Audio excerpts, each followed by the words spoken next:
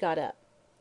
"Well, well, I would rather hear all that afterwards, mademoiselle, and if I may just take off my hat and coat I will go straight up to my niece. I had breakfast on board." A few minutes later Aunt Anne opened Barbara's door, and entered, a little doubtful lest her sudden appearance might not be bad for her niece, but thinking that it could not be much worse than a preparation by that foolish woman. Barbara was lying with her back to the door, but something different in the step made her turn round, and she sprang up in bed. "Aunt Anne! Aunt Anne!" and dropping her face into the pillow began to cry. Aunt Anne stood a moment in doubt. It was such a rare thing to see any of the family cry that she was startled, but not for long. Then she crossed the room and began to comfort her niece. "It was dreadfully foolish of me," the girl said after a while, "but it was so nice to see you again. Mademoiselle Thérèse is very kind, but she creaks about, you know, and fusses, and it is a little trying to have foreigners about when you are out of sorts." "Trying! She would drive me distracted. Indeed, if I had only her to nurse me, I should die just to get rid of her." "Oh, she's not quite so bad as that," Barbara returned. "She has been very kind indeed, aunt, and is a very good teacher, and you get used to her, you know." "Perhaps. But now I'll just tell you how they are at home. Then you must be quiet, and as I crossed in the night, I shall be glad of a rest too. I can stay in here quietly beside you." Miss Britton, having a little experience in sickness, saw that, though probably there was no need for anxiety, Barbara was certainly ill. She felt more reassured after she had seen the doctor, who she allowed seemed sensible enough for a Frenchman, and wrote her sister-in-law a cheery letter, saying the girl had probably been doing too much, and had felt the strain of the affair of the solicitor more than they had realised. "The doctor said it is a kind of low fever," she told the Mortons, "but I say heat, smells, and fussiness." After a few days' experience, she owned that the Loirés were certainly not lacking in kindness, but still she did not care to stay there very long, and she told Dennis Morton that she had never been so polite, under provocation, in her life before. The uncle and nephew, who had not yet moved on, did not speak of continuing their travels for the present, and Miss Britton was very glad to know they were in the town. One of Barbara's regrets was that she had missed seeing the meeting between Mr. Morton and her aunt, and that she was perhaps keeping the latter from enjoying as much of his company as she might otherwise have done. There were many things she wanted to do with Miss Britton when allowed to get up, but in the meanwhile she had to content herself with talking about them.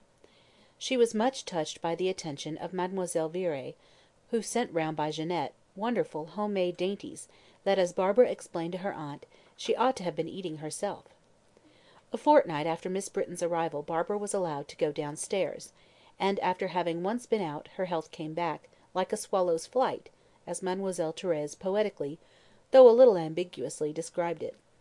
She and her aunt spent as much time out of doors as possible, going for so many excursions that Barbara began to know the country round quite well, but though many of the drives were beautiful, none seemed to equal the one she had had with Mademoiselle Viré, which was a thing apart. They drove to La Guimorais again one afternoon, and on their return the girl told Dennis Morton, who had been with them, the story of the manoir.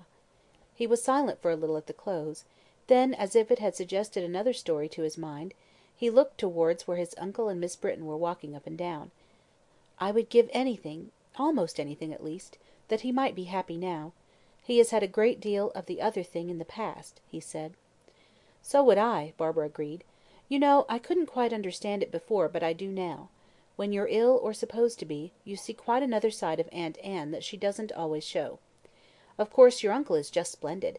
I can't understand how aunt could have been so silly." Dennis laughed softly, then grew grave, and when they spoke again it was of other things, for both felt that it was a subject that must be touched with no rough, everyday fingers. They would hate to have it discussed, was the thought in the mind of each. But the story of Mademoiselle Viré, and all that he had heard about her, made Dennis wish to see her, and as Aunt Anne felt it a duty to call there before leaving St. Servan, Barbara took them all in turns, and was delighted because her old friend made a conquest of each one.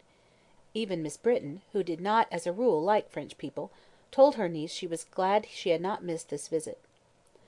As neither Mademoiselle Viré nor Miss Britton knew the other's language, the interview had been rather amusing, and Barbara's powers as interpreter had been taxed to the uttermost, more especially as she felt anxious to do her part well so as to please both ladies. When Mademoiselle Viré saw that her pretty remarks were not understood, she said gracefully, "Ah, I see that, as I am unfortunate enough to know no English, madame, that I can only use the language of the eyes."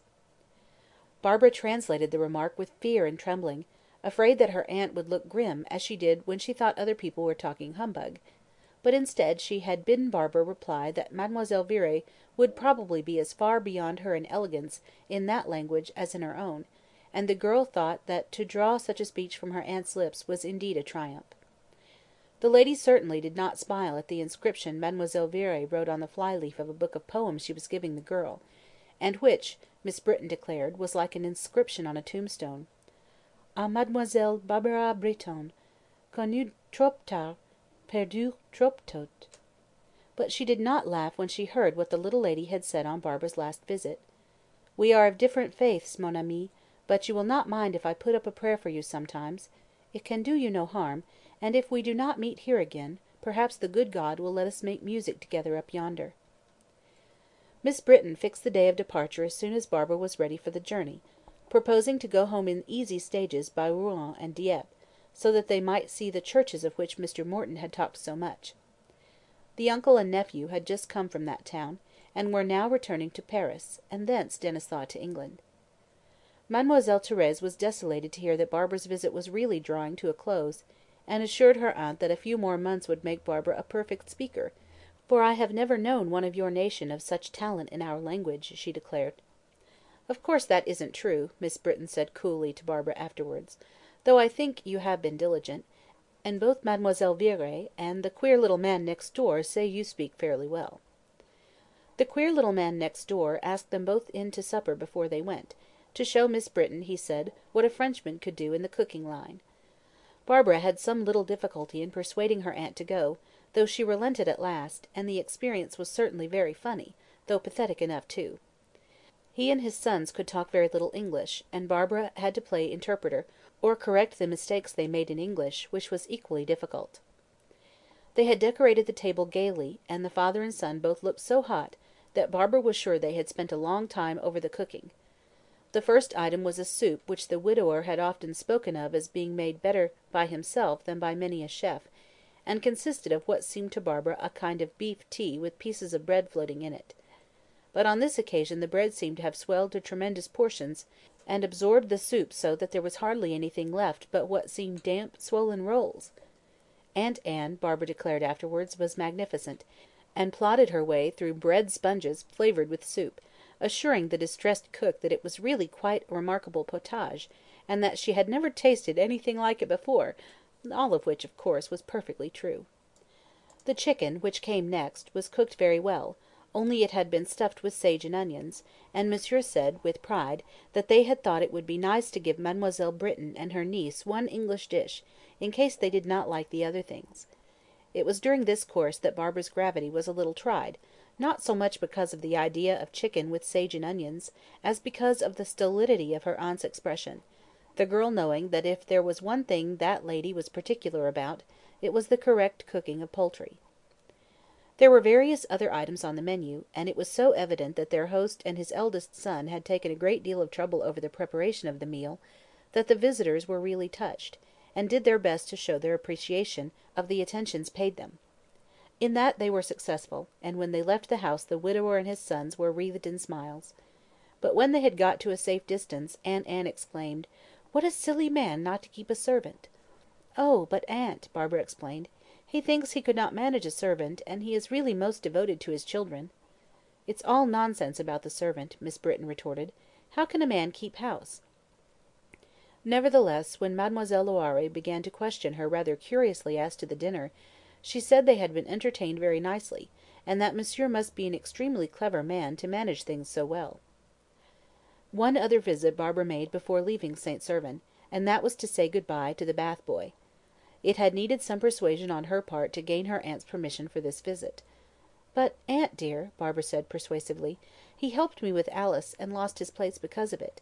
It would be so very kind to go away without seeing how they are getting on." "Well, I suppose you must go, but if I had known what a capacity you had for getting entangled in such plots, Barbara, I really should have been afraid to trust you alone here. It was time I came out to put matters right." "Yes, aunt," Barbara agreed sedately, but with a twinkle in her eyes, "I really think it was. and she went to get ready for her visit to the bath boy. CHAPTER XIX.